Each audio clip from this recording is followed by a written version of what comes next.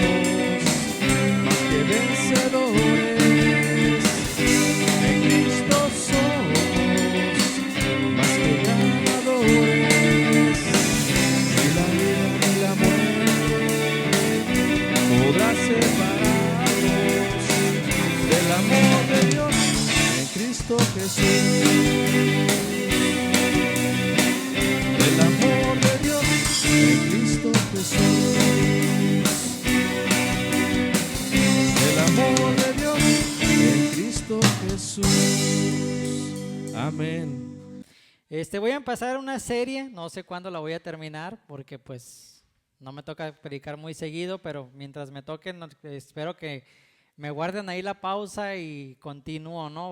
Voy a empezar una serie a hablar acerca de, el nombre de la serie se llama La obra de nuestra fe. Y hay 5 temas porque el libro de Santiago tiene 5 capítulos que nos hablan acerca de la fe. Y pues varios de los temas que vamos a ver según los capítulos es: en el capítulo 1 vamos a ver la prueba de nuestra fe, en el capítulo 2 vamos a ver la evidencia de nuestra fe, en el capítulo 3 vamos a ver la enseñanza de nuestra fe, en el capítulo 4 la guerra de nuestra fe y en el capítulo 5 la esperanza de nuestra fe. Así que el día de hoy vamos a empezar con la introducción y vamos a empezar con el primer capítulo, que es la prueba de nuestra fe. Gracias a Dios, Dios acomoda las cosas de una manera formidable, que en la escuela dominical estuvimos tocando el tema de la fe, sin querer queriendo. Dios sabe cómo acomoda las cosas y pues estuvimos hablando acerca de la fe un poco, ¿no? Me gustaría, antes de empezar con la lectura, hacer 2 ejemplos burdos, ¿no?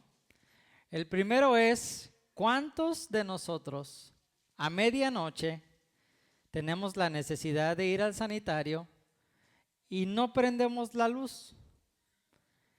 Y sabemos hacia dónde está el baño, sabemos por dónde ir sin necesidad de prender la luz. Digo, los que tienen hijos, hay excusas, ¿no? Porque pues vas caminando y te encuentras un carrito, te encuentras una muñeca, te encuentras que ya dejaron ahí un patín y pues el dedo chiquito del pie es el que causa el que sufre las consecuencias, ¿no? O el dedo gordo del pie. Pero normalmente nosotros conocemos la distribución de nuestra casa y sabemos que nos levantamos con confianza y no necesitamos prender la luz porque sabemos dónde están las cosas. Entonces tú te levantas, sales del cuarto, ya ni siquiera vas a tientas porque ya sabes hacia dónde vas, ya sabes cómo está la distribución de la casa, llegas al baño y regresas a tu cuarto sin ningún problema. ¿Qué diferencia sería que vas a la casa de alguien invitado y necesitas ir al sanitario y no conoces la distribución de la casa y andas a tientas, ¿no? ¿Por qué uso este ejemplo? Bueno, porque dice el versículo de Hebreos 11, versículo 1, es pues la fe, la certeza de lo que se espera, la convicción de ¿qué? De lo que no se ve. Y después de eso tenemos una lista interminable de héroes de la fe, así conocemos esta lista, ¿no? Entonces vaya conmigo a la carta a los Hebreos, capítulo 11, y vamos a leer hoy todo el capítulo 11, a ver si nos da tiempo.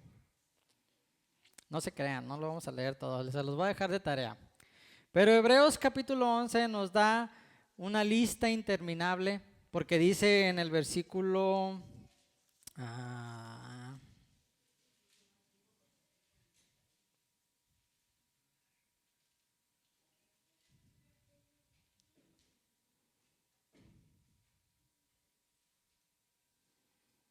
no lo encuentro. Pero hay un versículo donde dice que sería interminable la lista si pudiera mencionar a cada uno de los personajes que expresaron fe. Creo que está... si alguien lo encuentra, diga esgrima y me dice dónde está, ¿eh?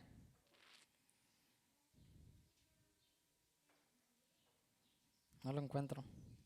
Y lo acababa de detectar y dije, aquí está. Bueno, pero sabemos que la lista es interminable de los héroes de la fe, ¿no? Menciona 32, versículo 32. ¿Y qué más digo? Porque el tiempo me faltaría. Ahí está. El tiempo me faltaría contando de Gedeón, de Barak, de Sansón, de Jefté, de David, así como de Samuel y todos los profetas y demás personajes que podemos encontrar nosotros en la Biblia que fueron héroes de la fe, ¿no? Es la introducción, pero sabemos que nos vamos a basar en el libro de Santiago, capítulo 1, ¿no? Hebreos 11:1 dice, es pues la fe la certeza de lo que se espera, la convicción de lo que no se ve. La palabra de Dios para todos dice, ahora bien, fe es la realidad de lo que esperamos, es la prueba palpable de lo que no podemos ver. La traducción al lenguaje actual dice, confiar en Dios es estar totalmente seguro de que uno va a recibir lo que espera. Es estar convencido de que algo existe aun cuando no se pueda ver.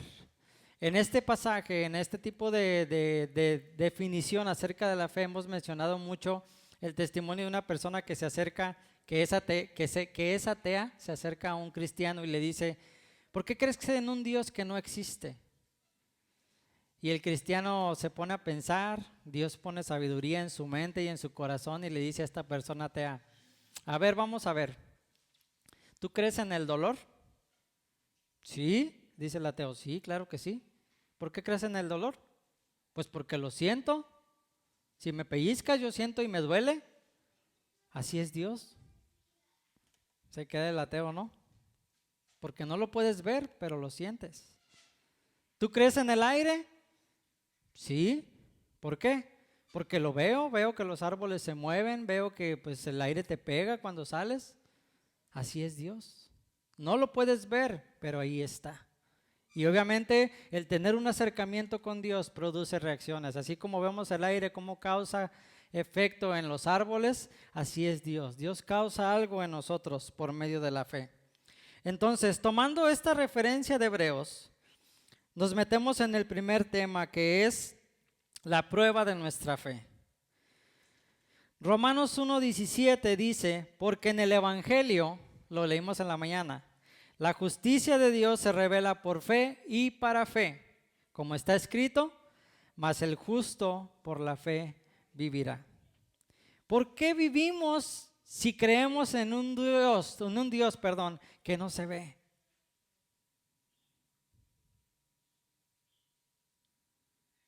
¿Qué hace que depositemos nuestra confianza en un Dios que no se ve? Él nos ve. En la mañana lo estaban mencionando, la misericordia, la gracia de Dios, de que Él ha lavado nuestros pecados, que nos ha perdonado y que nos ha dado una vida nueva. Nos hace tener esa fe, esa confianza de que Dios está ahí, de que Dios está al cuidado de nosotros. Voy a hacer un ejemplo y no sé si va a funcionar, pero bueno, le voy a pedir a Yael que venga aquí enfrente. Ven, Yael. Vamos a ver si funciona. Digo, ahorita les voy a preguntar, les voy a decir por qué. Vamos a ver si funciona. Sube de aquí volteando para allá. Espérame. Ahí sí. Te voy a pedir que te dejes caer de espaldas. ¿De acuerdo? Pero no tienes que voltear. Nada más está allá enfrente. ¿Listo? Allá, voltea para allá enfrente. No veas si te voy a cachar o no te voy a cachar. Tú voltea para allá enfrente. Así. ¿Confías en mí? ¿Seguro? Déjate caer. Les dije, no sé si iba a funcionar porque yo no soy su papá. Pero el muchacho confía en mí. Demostró su fe en mí. Yo le pregunté, ¿confías en mí? Y él me dijo que sí. Entonces, podríamos terminar el sermón ahí. ¿Por qué? Porque eso significa fe. Pero el primer tema que yo puse aquí es la prueba de nuestra fe. Es decir, ¿nuestra fe es probada? Sí. Desafortunadamente para nuestra vida cristiana, nuestra fe es probada. Tenemos un ejemplo grandioso en el Antiguo Testamento, cómo fue probada la fe de Abraham. Le dijo Dios, dame un hijo. Yo quiero un hijo, quiero descendencia. Dios se lo concede y Dios empieza a ver que Abraham se empieza a enamorar de Isaac y le dice, ay, el hijo que tanto esperaba. Ah, sí, ofréceme a tu hijo en sacrificio. Abraham pudo haber dicho, y me imagino que lo pensó, ¿cómo te voy a ofrecer a mi hijo que yo tanto te pedí? ¿Por qué me pides a mi hijo? Mas sin embargo, fue obediente.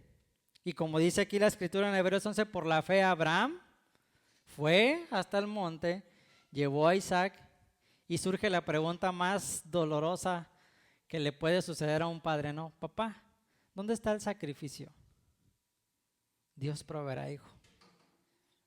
Y lo amarra como cochi de manos y pies, lo pone en la piedra del sacrificio y cuando lo va a sacrificar, el ángel le dice, detente, ahora sé que me amas más a mí que a tu hijo.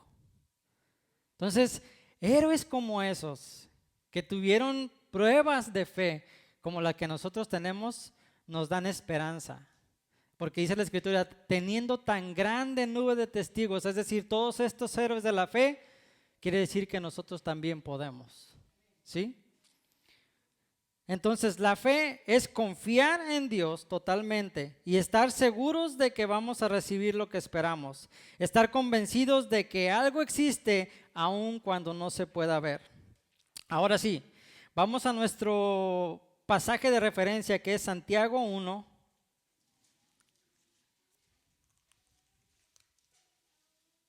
Ahí está adelantito de Hebreos, Santiago capítulo 1.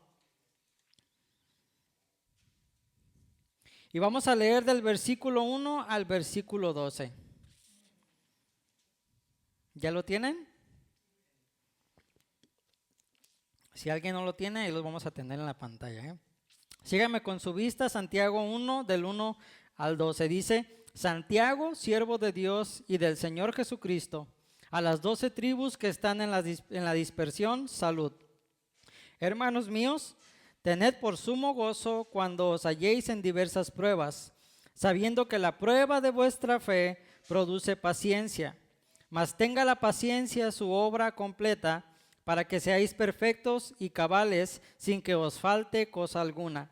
Y si alguno de vosotros tiene falta de sabiduría, pídala a Dios, el cual da a todos abundantemente y sin reproche, y le será dada. Pero pida con fe, no dudando nada, porque el que duda es semejante a la onda del mar, que es arrastrada por el viento y echada de una parte a otra. No piense pues quien tal haga que recibirá cosa alguna del Señor. El hombre de doble ánimo es inconstante en todos sus caminos. El hermano que es de humilde condición, gloríese en su exaltación, porque el que es rico en su humillación, pero el que es rico en su humillación, porque él pasará como la flor de la hierba, porque cuando sale el sol con calor abrasador, la hierba se seca, su flor se cae y perece su hermosa apariencia. Así también se marchitará el rico en todas sus empresas. Bienaventurado el varón que soporta la tentación, porque cuando haya resistido la prueba, recibirá la corona de vida que Dios ha prometido a los que le aman. Le ponemos 3 puntos suspensivos porque en el siguiente mensaje vamos a seguir con esos versículos. Vamos a tocar algunos en este mensaje, ¿no? Entonces, el tema principal del capítulo 1 de Santiago trata sobre la prueba de nuestra fe. Y les repito, nuestra fe es probada de muchas maneras, de muchísimas maneras es probada nuestra fe. El cristiano con una fe verdadera se encuentra seguro en medio de las dificultades de la vida, ya que tiene puesta la mirada en las cosas eternas que no se ven y no en las circunstancias del momento, por más duras que éstas puedan ser. Alguien que me ayude con el pasaje de 2 de Corintios 4, 17 y 18. Si lo encuentra, léalo ahí con voz fuerte. 2 Corintios 4, 17 y 18.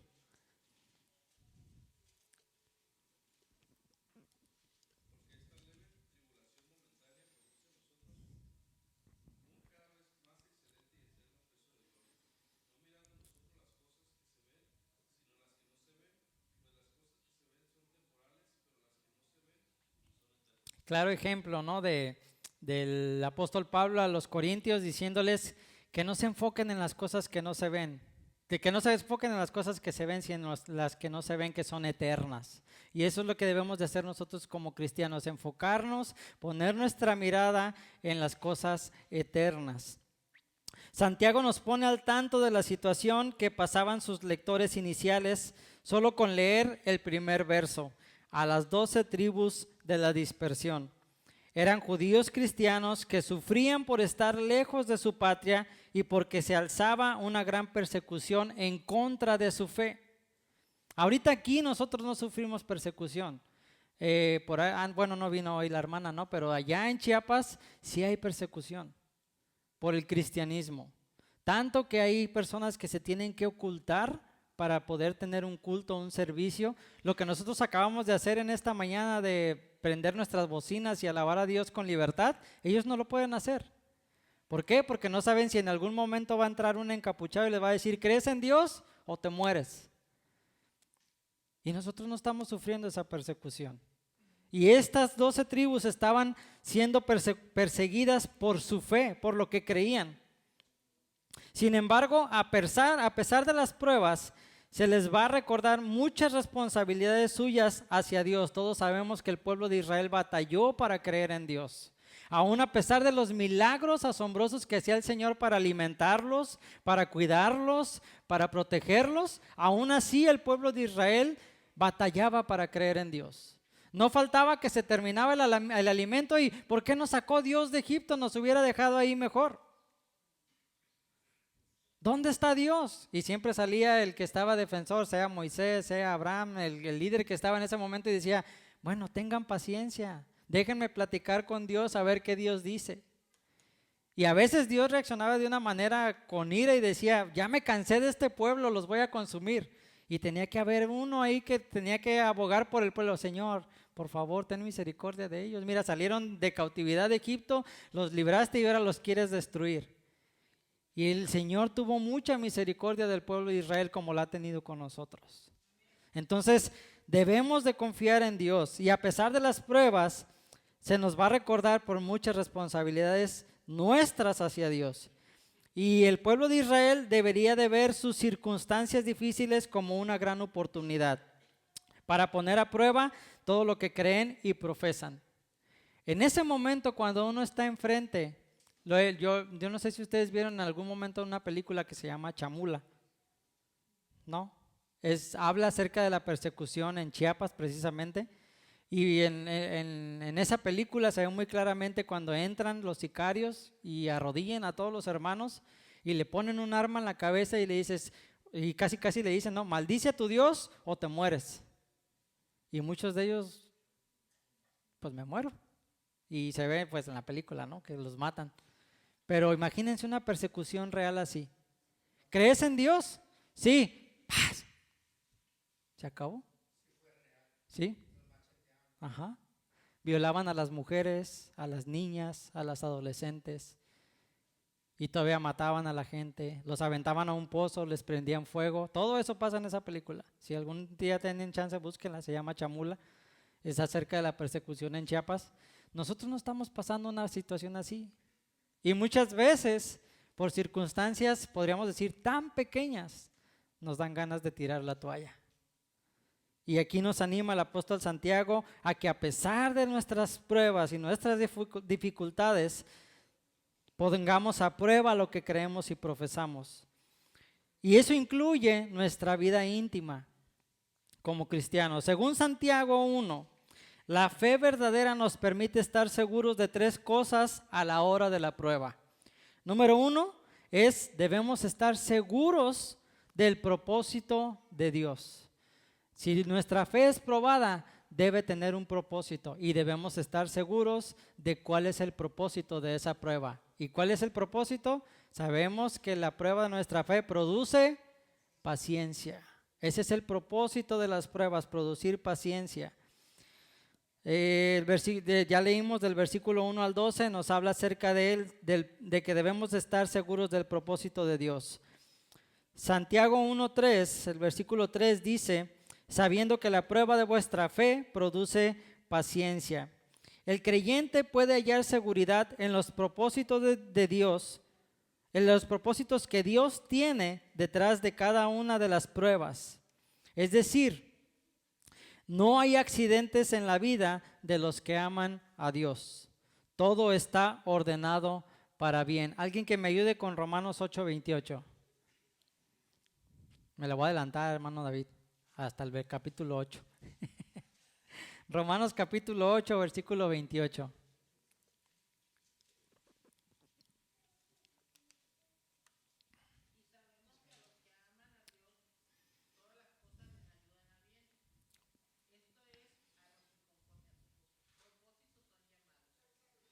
Todas las cosas nos ayudan para, es Romanos 8. Es decir, que cada una de las pruebas que hay en nuestra vida tiene un propósito. Y todas las cosas nos ayudan para bien. No hay accidentes en la vida de los que aman a Dios. Todo está ordenado para bien. El gozo es un mandamiento de Dios. ¿Por qué? Porque en un versículo dice, tened gozo. Debemos perfeccionarlo en las pruebas. ¿Es difícil tener gozo cuando hay pruebas? Yo tengo una abuela, es la única que me queda, mi abuela paterna. Y ella cuando dicen foto acostumbra a ser así.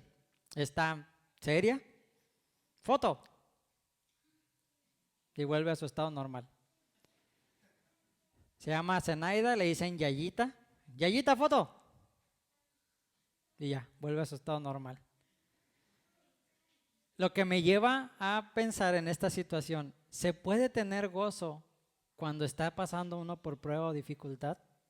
En algún momento mi papá compartió un testimonio de una hermana que fue a la iglesia con su hijo adolescente de 13, 14 años. Y al salir de la iglesia estaban en la parada del camión esperando precisamente el camión. Y un camión arrolló a su hijo y le quitó la vida a su hijo adolescente. Y mis papás se enteraron, los invitaron al velorio y llegan al velorio y imagínense quién era la que estaba sirviendo los cafés y las galletas en el velorio. La mamá, la hermana. Y mi papá, por morbo, se podría decir, se le acerca a la hermana y la hermana sonriente sirviendo los cafés y las galletas. Hermana, ¿le puedo hacer una pregunta? Sí. ¿Por qué está tan sonriente? Pastor, por dentro estoy deshecha. Tengo mucho dolor, me arrebataron a mi hijo, pero yo sé que lo voy a ver en una vida futura en la eternidad. Y eso me da esperanza y me da gozo. Entonces, sí se puede tener gozo en medio de las dificultades. ¿Cuántos de nosotros hemos perdido el gozo porque nos falta 100 pesos para completar para la renta, para la despensa? ¿Cuántos de nosotros hemos perdido el gozo porque X situación se descontroló? Ahora, con lo que está pasando en Tecate, todo lo que está pasando en Tecate nos podría ser una razón de quitarnos el gozo, pero nuestra esperanza está en Cristo, sabiendo que Él tiene control de todo y que todas las cosas nos ayudan para bien. Por eso podemos tener no solo gozo, sino un sumo gozo en las pruebas, como lo dice Santiago 1:12, que dice: bienaventurado el varón que soporta la tentación, porque cuando haya resistido la prueba, recibirá la corona de vida que Dios ha prometido a los que le aman. Entonces, si usted ama a Dios y usted está siendo probado y pasa la prueba, tenga seguridad de que usted va a recibir esa corona de vida que Dios le da a los que le aman. Quizá un creyente nuevo comience por gozarse, y todos hemos experimentado eso. Cuando venimos por primera vez a los pies de Cristo, experimentamos un gozo de tal manera que decimos: ¡ay, qué bonito se siente ser cristiano! Cuando recién venimos a los pies de Cristo.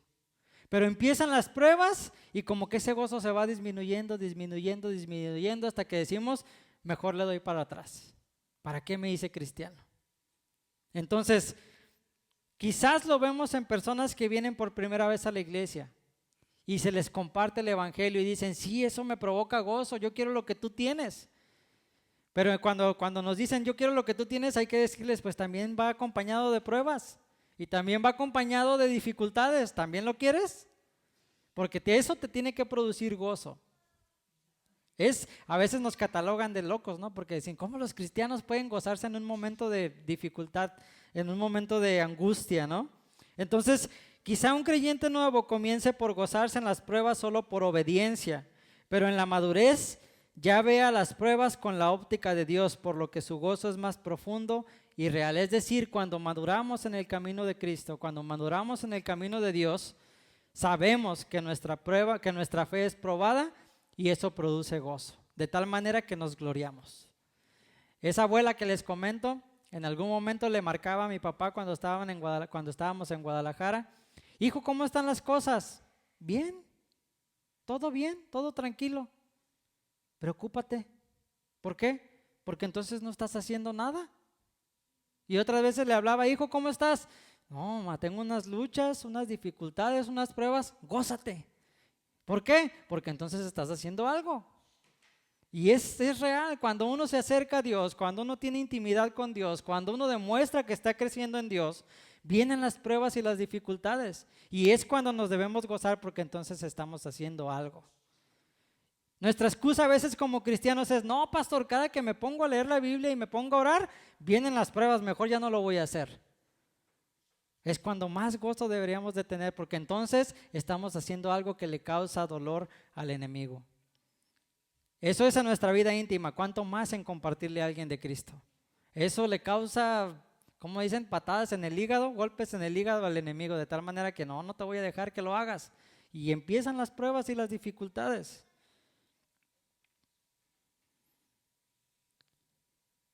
En esto de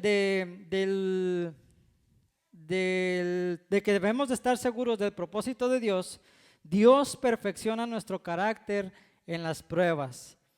Voy a usar la carta, ni modo, hermano David. Romanos capítulo 5, versículo 3 al 5, alguien que lo tenga, que lo lea fuerte.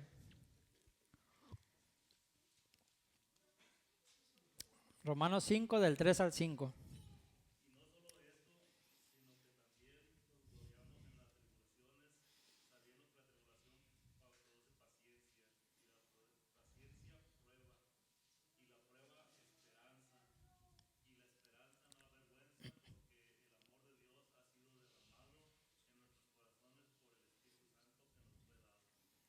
¿El amor de Dios ya ha sido derramado en su corazón? ¿Sí? Entonces, quiere decir que las tribulaciones producen paciencia en nuestra vida. Los problemas producen paciencia en nuestra vida. Cuando a usted le pasa algo, pongamos un ejemplo, cuando usted le da un llegue, un besito a otro carro, ¿qué es lo primero que pasa por su mente? Ya la regué. No. ¿Por qué no pasa, Señor? Dame paciencia. Como dicen en el comercial, no, dale. Señor, tú tienes el control. Tú sabes lo que vas a hacer, tú sabes lo que me quieres enseñar con esto. ¿A poco no nuestra primera reacción es de frustración, es de enojo, es de ira? No quiero balconear al lugar donde yo trabajo, pero la verdad tratar con clientes es donde quisiera sacar uno el carácter. Les comparto un testimonio que pasó el día de ayer. Yo estaba recogiendo efectivo de la caja. Tenemos lamentablemente varias cajas que nos sirve la banda. Entonces llega una señora con la cajera y le dice a la cajera: señora, si gusta acercarme el mandado, dice, porque no sirve la banda. Acércalo tú, para eso te pagan. Y yo contando el dinero: Señor, dame paciencia. Señora, si gusta pasar a otra caja. ¿Y tú quién eres? Señor, dame paciencia. Y ya volteó con la que estaba en la caja, era una supervisora, le digo: acércale el mandado. Le digo: evítate problemas. Pero es que, tranquila, paciencia. Ya cuando llegué allá a mi cuartito donde me encierro, sí saqué el fa. Señor, ¿por qué no mandaste un rayo que partiera a esa señora? Y eso es todos los días, todos los días. Estaba un día en el área de servicios donde pagamos envíos del otro lado. Estoy poniendo la información del cliente. Llega una persona con artículos para poner en paquetería. Voy atiendo a la señora porque no es mucho tiempo. Meto las cosas ahí. Cuando voy caminando, me dice el Señor: apúrate, y me dice una grosería. Señor, dame paciencia. Discúlpame, Señor, pero ya no lo voy a atender yo. Háblale al gerente. Ahorita le hablo. Y llegó el gerente y yo me desaparecí. Fui, respiré, conté hasta 10, hasta 100, hasta 1000 y ya regresé. Me dice el gerente: atiéndelo. Sí, con gusto. Como mi abuelita, ¿no? Con gusto. Las pruebas de nuestra fe producen paciencia en cualquier situación, ¿no? Dios perfecciona nuestro carácter en las pruebas, y créanme que sí lo perfecciona. Tratar con gente es lo más difícil del mundo. Ver 1000 clientes al día diferentes, unos con sonrisa, uno con ojos de a ver a qué horas me atiendes rápido. Yo traigo 2 artículos, pásame primero. Luego no traen cambio, quieren pagar una soda con un billete de 500 y te vas para cambiarlo y regresas, ya están con una cara de a ver a qué horas. Se supone que debes de tener monedas aquí en la cajita. Y trabajar con gente que llega y te dice: buenos días, ¿cómo estás? Ah, qué diferencia, ¿no? Entonces, Dios perfecciona nuestro carácter en las pruebas. Todos los días enfrentamos pruebas. Dios quiere afirmar su paciencia en nosotros, es decir, que nosotros seamos pacientes. Santiago 1:3 dice: mas tenga la paciencia su obra completa, para que seáis perfectos y cabales, sin que os falte cosa alguna. ¿Qué significa la palabra cabal? Cuando decimos anda una persona en su juicio cabal, ¿qué tratamos de decir? Que está cuerda, que está bien. No que es una persona de esas de las que andan ahí en los semáforos hablando con no sé quién, ofendiendo a no sé quién y casi golpeando el aire. Es una persona que tiene juicio cabal. Entonces dice: mas tenga la paciencia de su obra completa, para que seáis perfectos y cabales, sin que os falte cosa alguna. Dios quiere afirmar su paciencia en nosotros. También Dios quiere darnos madurez y experiencia. El versículo 4 del libro de Santiago capítulo 1 dice, sí, el 4, ¿verdad? Y ya me adelanté, miren.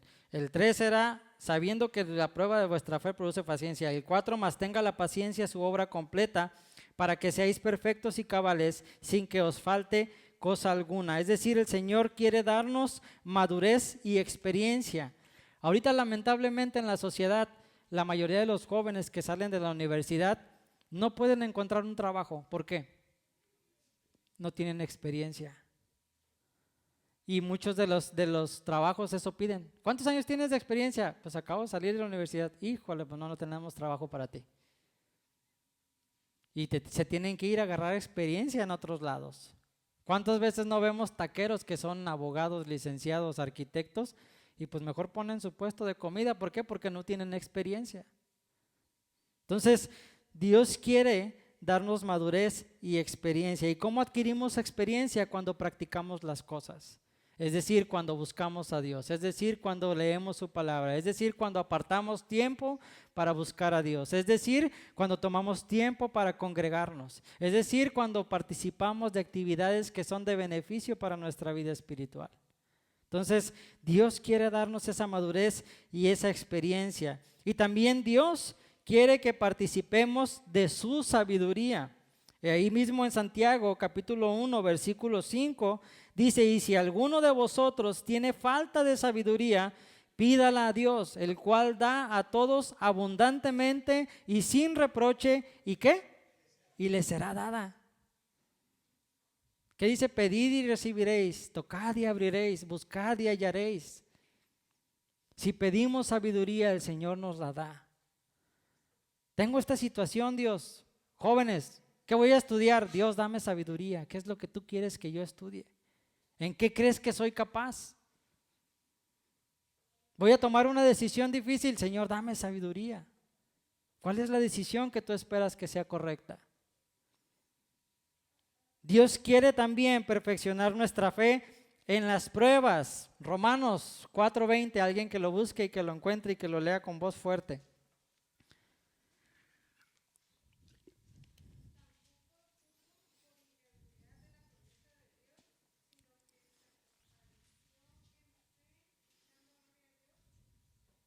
Ajá. Tampoco dudó por incredulidad de la promesa de Dios, sino que se fortaleció en fe, dando gloria a Dios. Dios quiere,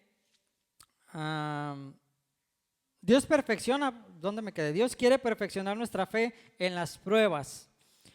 ¿Para qué? Bueno, Santiago 1, versículos 6 al 7, dice: pero pida con fe, no dudando nada, porque el que duda es semejante a la onda del mar, que es arrastrada por el viento y echada de una parte a otra. No piense pues quien tal haga, que recibirá cosa alguna del Señor.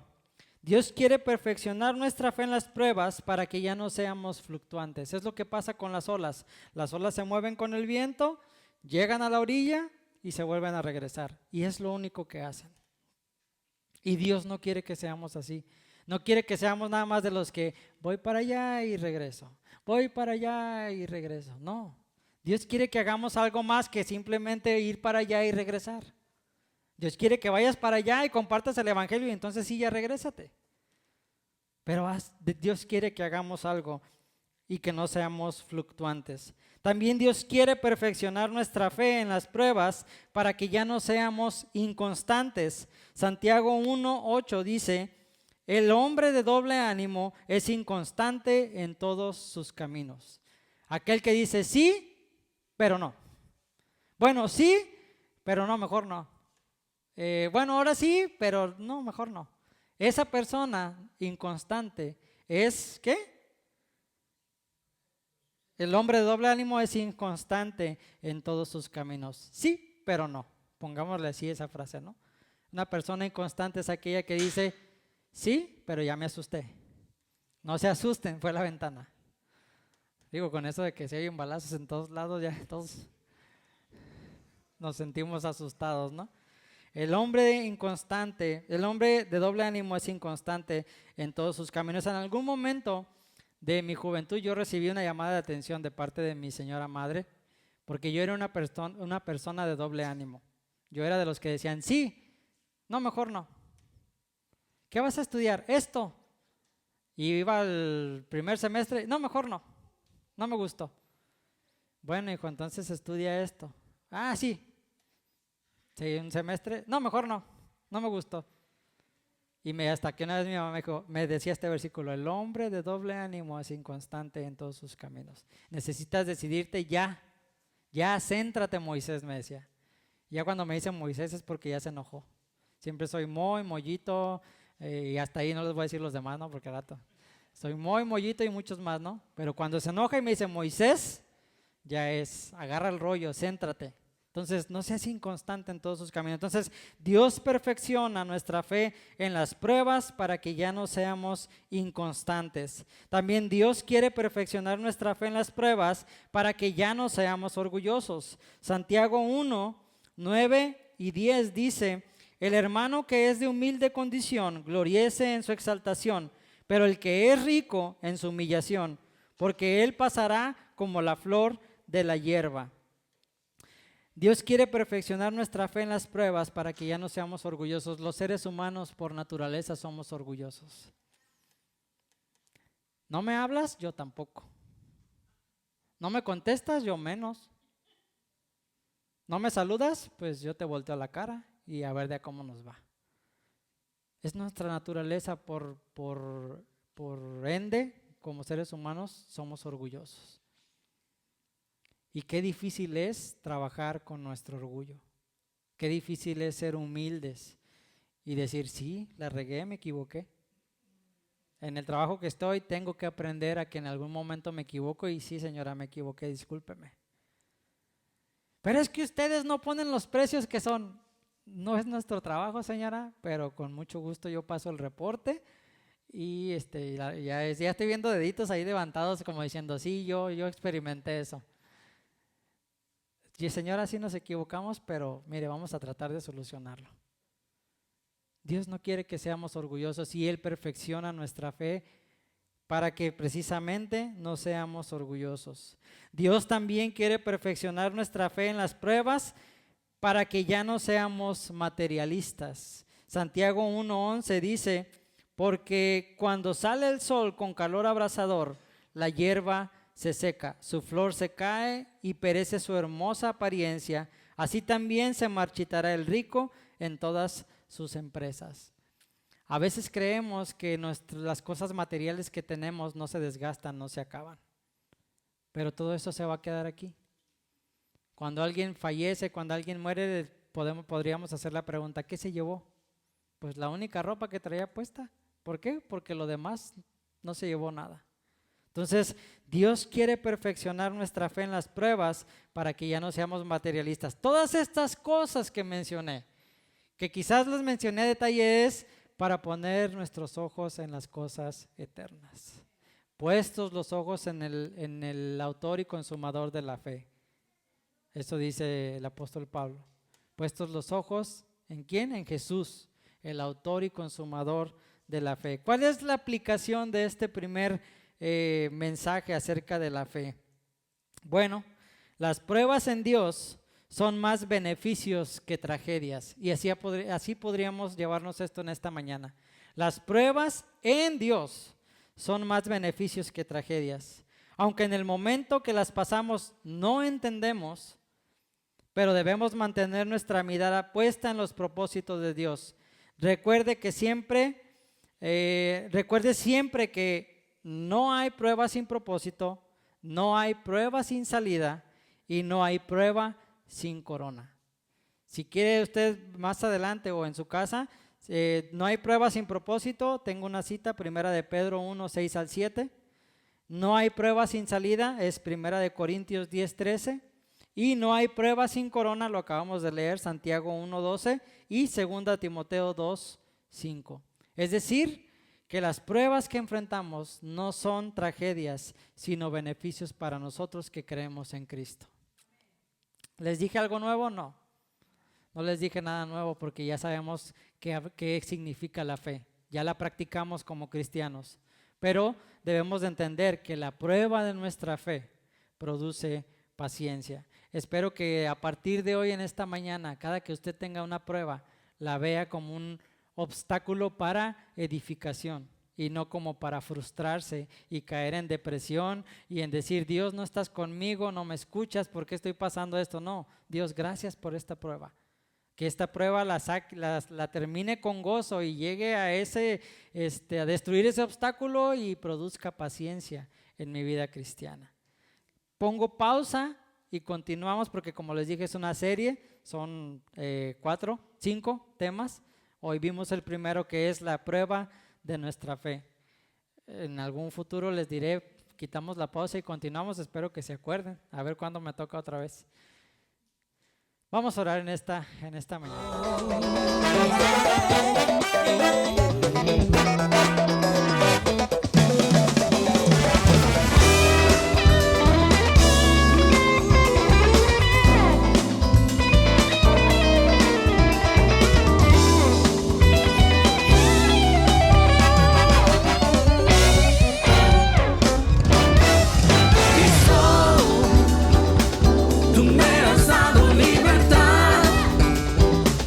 Quitaste toda mi maldad.